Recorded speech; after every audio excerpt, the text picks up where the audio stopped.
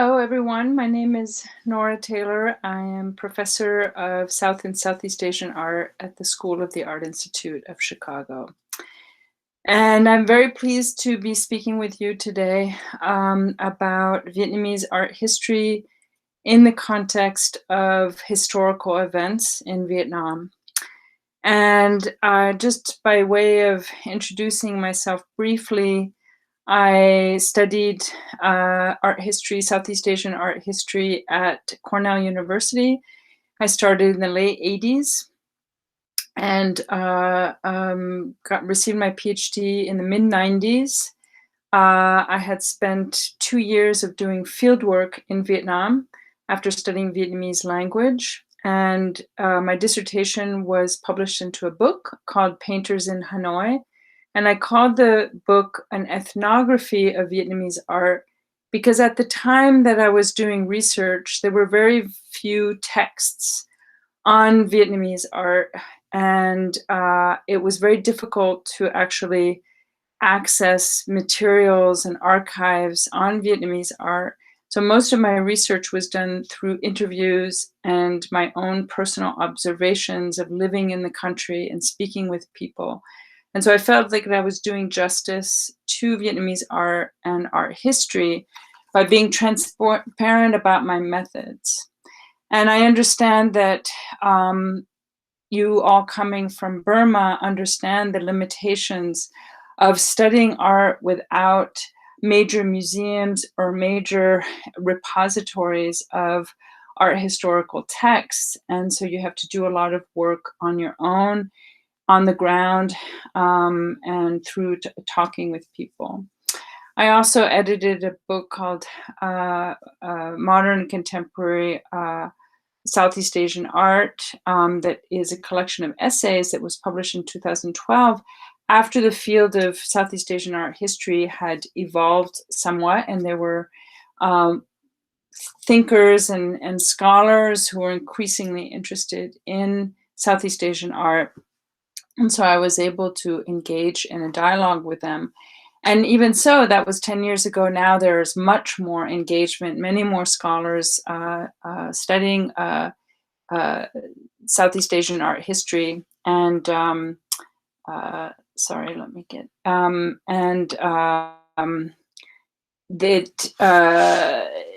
many more people studying it, so that the field is growing and has become really big. So let's get right to the topic. So as you may know or may not know, United States began its own strategic interest in Southeast Asia roughly after World War II, after sort of its victory, if you will, in the Pacific, after the Japanese surrender, and the newly sort of decolonized nations had begun to build their own nations, and United States suddenly became fearful of what they saw as a kind of a communist wave after communist parties led to or drove independence of Vietnam, Laos, and Cambodia, and also was present in Indonesia. And they saw, and of course, China having adopted communism much earlier after its revolution, and it began to see something called the domino effect, or feared for a domino effect. That meant that if China, let's say, became communist, and it was feared that all of the countries would become communist as well, and kind of push each other to become communist. And the word domino effect made it seem like one influenced the other, but it also has this image of kind of falling, because for the United States, communism, the world was divided into two, and communism was seen as evil, or as an enemy of the United States against capitalism and against democracy. And so it feared, though, also that it would influence many other countries to become communist and would threaten American independence and democratic values. So this is kind of history, but it's been, debated and discussed over time. And but this was at the time, it was part of the discourse that was prevailed in the United States' political landscape after, succeeding in ousting fascist regime in Europe and imperialism in Japan. They still feared for democratic values. And in the 1950s, especially starting in 1950s, so 5 years after World War II, a senator from Wisconsin, not too far from Chicago, started a campaign and declared that communism needed to be gotten rid of in the United States, that there were communists infiltrating into the US. And of course, he was also referring to the fact that after World War II, there were many immigrants from Germany, from Europe, from Russia, who had fled fascism in Europe, but then they were seen as allied with communism.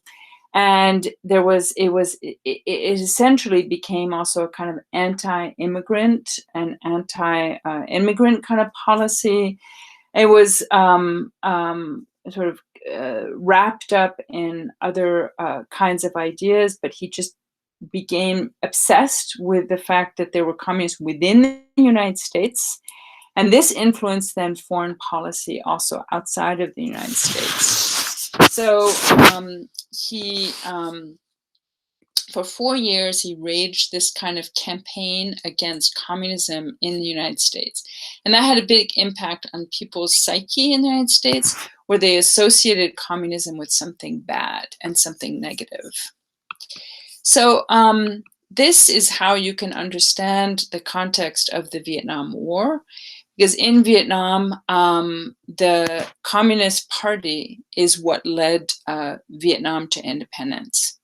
Because Japan had invaded Hanoi in 1941, much like it had invaded Burma and also Indonesia, Philippines, and it had occupied Hanoi, the capital of colonial Vietnam. Because prior to that, Vietnam had been colonized by the French, who left after the Japanese came, but the French still kept kind of a close watch on Vietnam. And the Communist Party leader, Ho Chi Minh, had declared independence in Hanoi at this at the center of town, the seat of the colonial government. He erected this stage, as you see, right at the seat of the colonial administration, and declared the country independent, which was not recognized by the rest of the world. But it was the words that he used in declaring independence from colonial rule actually oddly and ironically mirrored American discourses of independence too, which was based also on declarations of freedom, of independence and freedom, and the pursuit of happiness and so forth, and this kind of democratic values in the United States. So ironically, declared that all men are created equal, and that independence, freedom, and happiness was the right to all citizens of a nation. So here is a portrait of Ho Chi Minh, a photograph, someone whose image had been also very carefully crafted. There are only a few photographs of him that have been repeatedly printed over and over again in what one might consider a kind of form of propaganda, where his image has to be seen and shown in a positive light for people to look up to him and emulate him. So he was born actually in Nguyen Sinh Cung, and then he went into exile, fearing that his persecution by the French colonial administration. So he was an anti-colonialist. And he went to Paris and he went to Moscow and he learned about freedom from colonialism from French intellectuals and then learned about communism in Moscow. Took the name Nguyen Ai Quoc, which means Nguyen the Patriot, and then took on the name Ho Chi Minh afterwards. He became the first president of the Democratic Republic of Vietnam after independence in 1945. Here you see him writing. He was wearing, in the bottom picture, he is seen wearing a suit. That's a picture taken of him in Europe, where he wore a proper European suit. But in the picture above, he is wearing actually a worker's jacket and showing that he was one with the people. And when he had declared independence at that in Ba Dinh Square at that podium, he called his audience his nieces and nephews and called himself uncle. Vietnamese language has its pronouns of kinship terms and familiar terms. And when he called himself uncle, everybody applauded because, of course, prior to that, they had French rulers. They also had monarchs who never would have called themselves uncles. They elevated themselves too high above in the hierarchy. So he made himself be like one of them. So he, since, as I mentioned,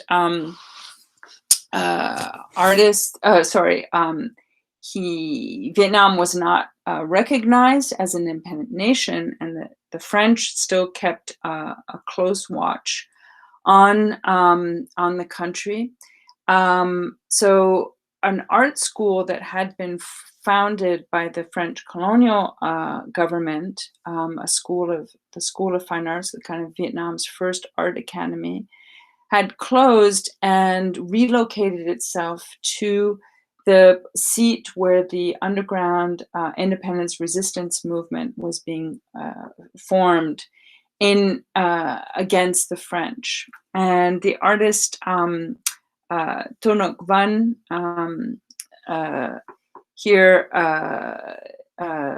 an artist who had studied at the art school, founded the school in the hills, and you can see a portrait he made of Ho Chi Minh looking much like the photograph that I show you, Ho Chi Minh as an intellectual writing his Declaration of Independence. And Ton Ngoc Văn had painted more sort of aristocratic or bourgeois themes before, but once he founded the school in the hills, he began, and there's a picture here of him with Ho Chi Minh, he began to think about the role that art could play in helping the revolutionary movement, in helping the anti-colonial movement. So he recruited students to sketch portraits of Ho Chi Minh, as you see here, sketch the location where they were at, and sketch kind of the ways in which the people of Vietnam could conquer colonialism in some way. The artist whose sketches I showed before, Mai Ven Hien, was there, and he had also studied in the art school, and he became known for his very realistic drawings, these kind of naturalistically drawn sketches, but that also showed kind of positive and optimistic outlook. In this particular painting, painted in 1954, you see a soldier barefoot meeting a woman who is helping to carry supplies, kind of in a camouflage, camouflaged in a way. She's also barefoot. They're in the hills, in the mountains, and you sense this kind of camaraderie. There's also gender equality here, and the soldier looks friendly and peaceful. There were also women artists who were recruited also to participate in the sketching. It was as if they didn't need cameras and photographs because those were expensive.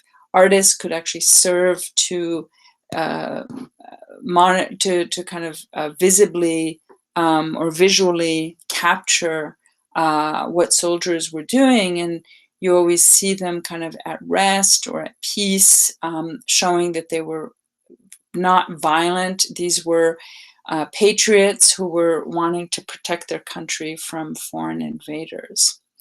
Artists were also recruited to create currency, for instance, and they participated in every kind of manifestation of this new nation.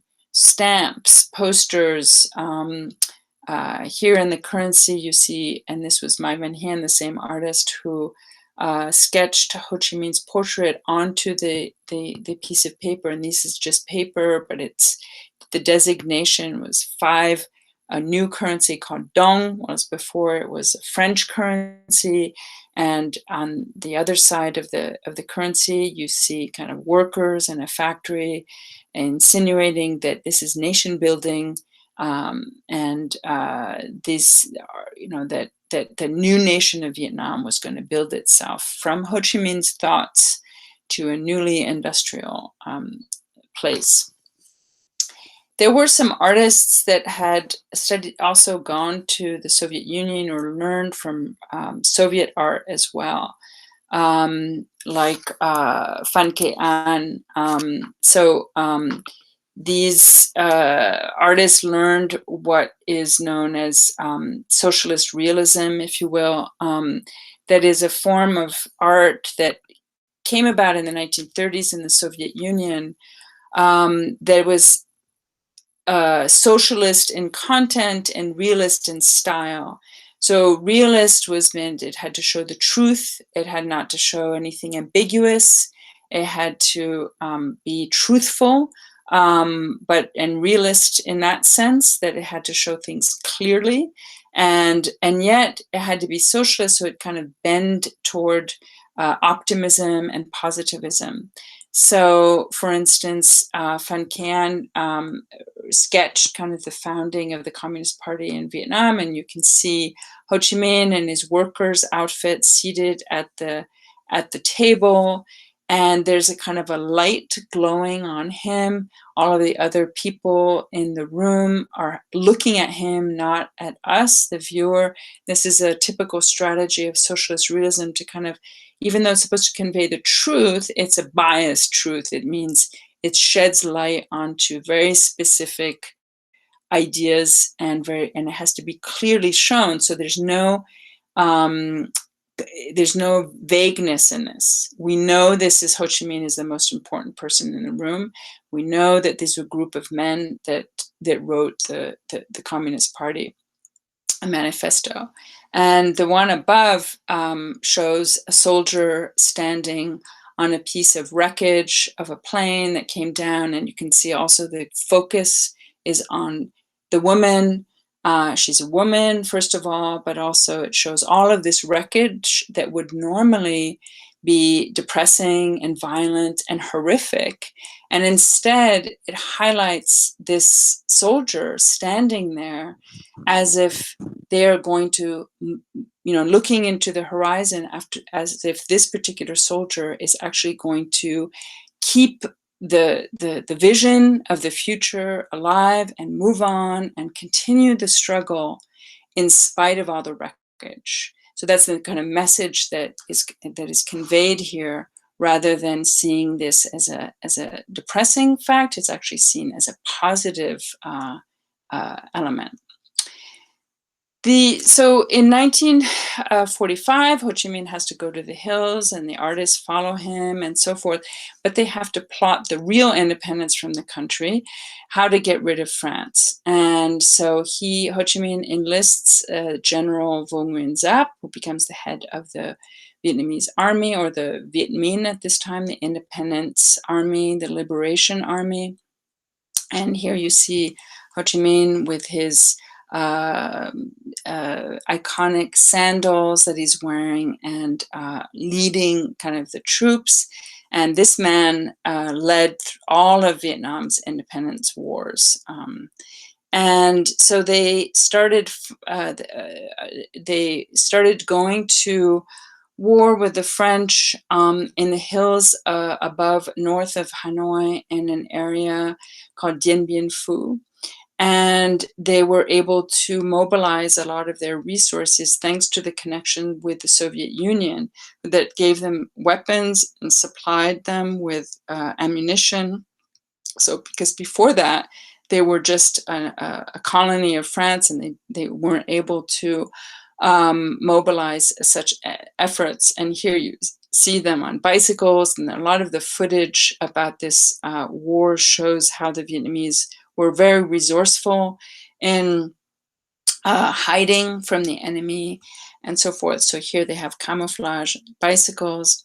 And then it led actually to their ambushing the French in this valley and cornering them, and the French had to surrender.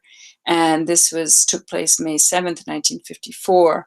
And Mai Van Hien was there as well. And I had written an article in 1994 about his participation in this battle and showing how he had sketched the maneuvers and so forth. And you see this image below of soldiers kind of showing the area, the region, the hills of Dien Bien Phu, and showing the kind of strategy in cornering the French.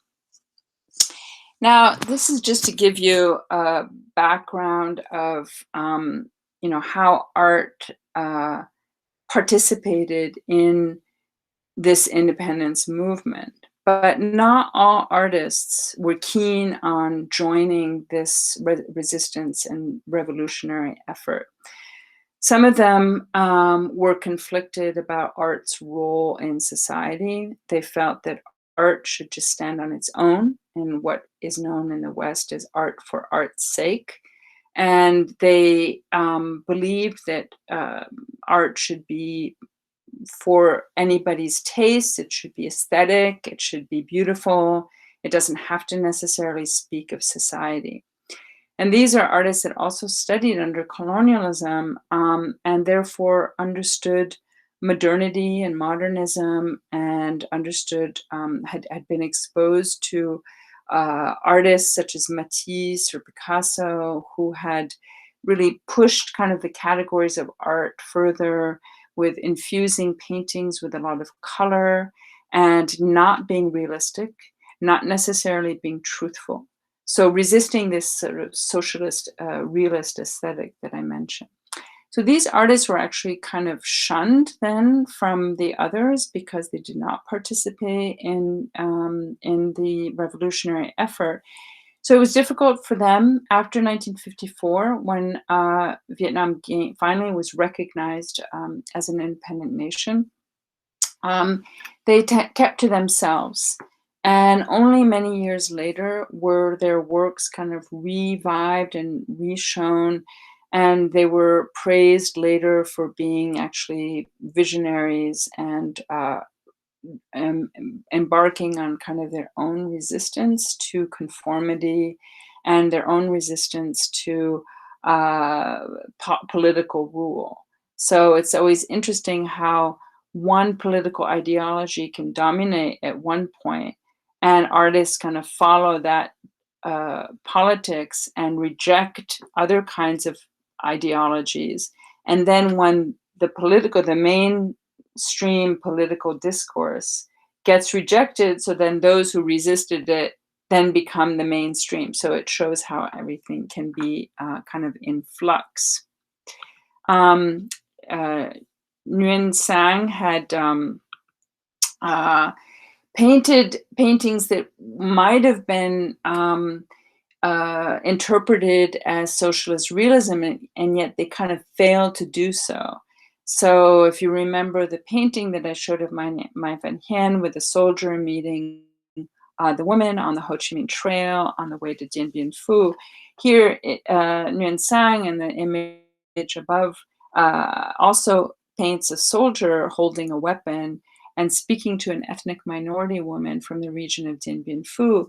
But she comes to him for help because the enemy, in other words, the French, although it's not clear who, burned her village. Because she's an ethnic minority, she's not necessarily Vietnamese, so it's a little bit ambiguous there who she's calling the enemy. And also, he does not look as friendly as the soldier in Mai Van Hien's painting. So Therefore, this ambiguity caused this painting to not be accepted or shown in the exhibitions at the time.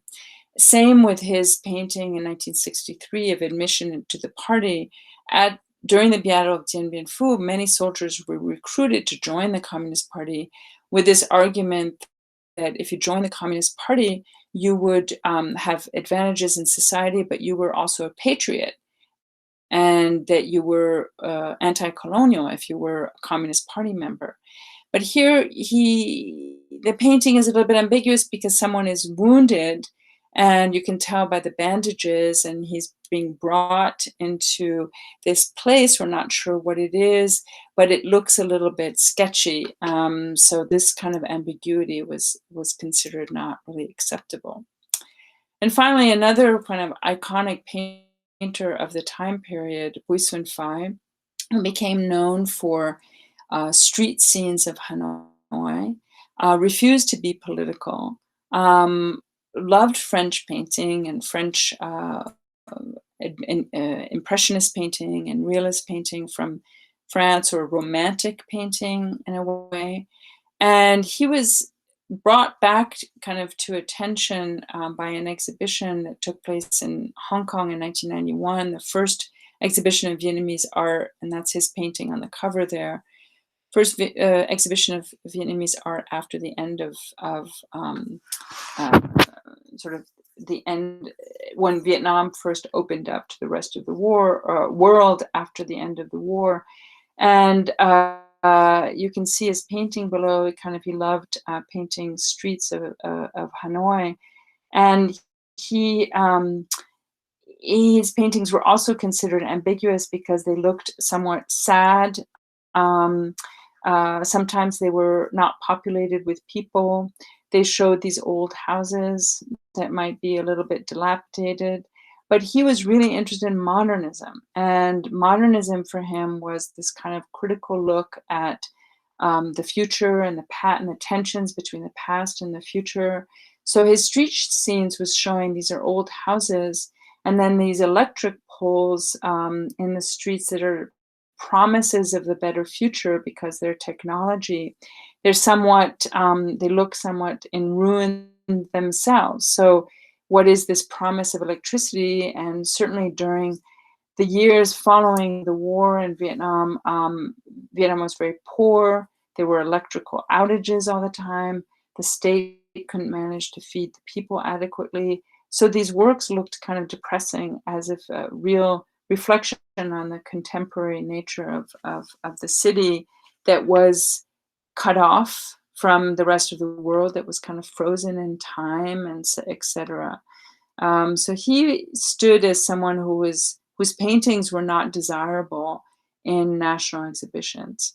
So he spent a lot of time sketching his friends. He didn't have a lot of money, so he didn't have a lot of art materials. Sometimes he traded his sketches of friends for cups of coffee as he hung out, or cigarettes as he hung out in cafes. And the owner of a kind of clandestine cafe, Nguyen Van Lam, had collected some of Bui Sun Phai's paintings, but he also collected the works of the other artists that I just showed you, who were also kind of outcasts in the period of nationalism and so forth. Nguyen Sang, who made this portrait of Bui Sun Phai, and Lam Cafe. I was able to meet Lam in 1993, but he has since died. His cafe, though, still remains in Hanoi. It's a tourist destination with reproductions of his collection on the walls. They're not the real paintings, but it has become kind of a popular place. But it's also an indication of the time period, or kind of continuation of the time period of hanging out in cafes during a time when there were few jobs or government jobs, or if you didn't have a government job, you didn't really have much you could do but hang out in cafes. Your wife would have worked or something like that, or you had subsided on government pensions, etc. Here's his own portrait of Lam on top left, and then he also made a portrait of one of the few art patrons of the time, Duc Minh, who was um, had a chain of department stores during the colonial period and had to give up a lot of his wealth under communism.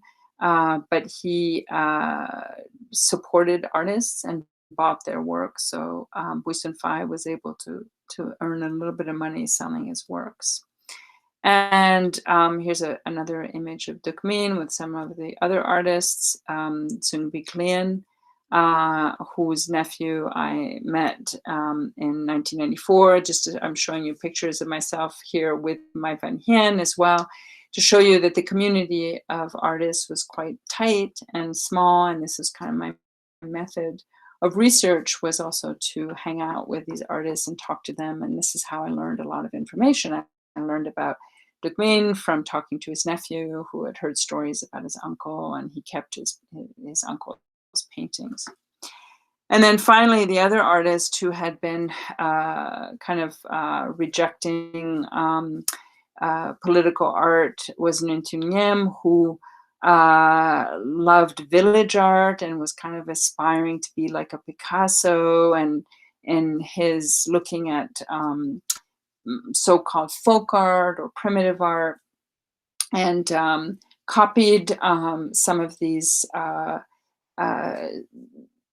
folk carvings and turned them into paintings.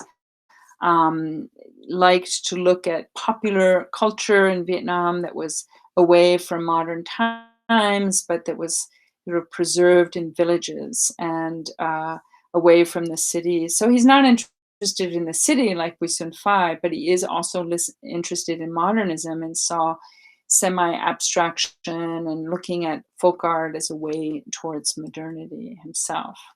Here he did folk themes such as the zodiac animals, popular themes.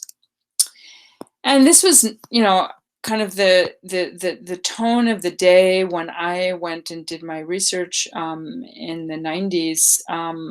So around the same time as when Bui Sun Phai and Sang and Nghiem were beginning to be re-recognized after Vietnam started opening up to the rest of the world. And two art historians had written actually a book called The Art of the Vietnamese People, or The Viet People, and another book that they had written called Art in the Village. And they were doing research then about and questioning what is the true Vietnamese art. Is it the art promoted by the state when the states called on artists to speak the truth and paint portraits of Ho Chi Minh and paint portraits of soldiers? Or is the true art of the Vietnamese people the art of the village, like what Nguyen Thu Nghiem is doing, or folk art, or pre-modern times? So they asked themselves this question, which couldn't really be refuted by the government, but it definitely caused people to think a little bit about the role that this nationalist politics played in shaping art. And so this is the kind of research that they did. They went into these villages where communal houses and pagodas and temples had been kind of shut and ignored by the communist state that saw factories and farming, but also, as progress. And they had kind of closed many of these houses and believing they were remnants of traditional society and remnants of a more feudal Vietnam. And so that these art historians have started to question the emphasis on the new, and the ignorance of this past caused a lot of people to rethink Vietnamese society. So just to go back to remind you of the contrast between the modernist works and then the socialist realist works. So 1954, so to go back to the time period that we were talking about, the Battle of Dien Bien Phu, Vietnam became divided into two halves, with the northern part ruled by the communists and the southern part ruled by a more, or by a president of South Vietnam that was backed actually by the United States. So even though the Vietnamese, the Communist Party had conquered the French, there was still a division, political division in the country, and there were scheduled elections to take place in 1956 for the whole country to kind of vote on whether Ho Chi Minh would be president of the whole country. That election didn't take place.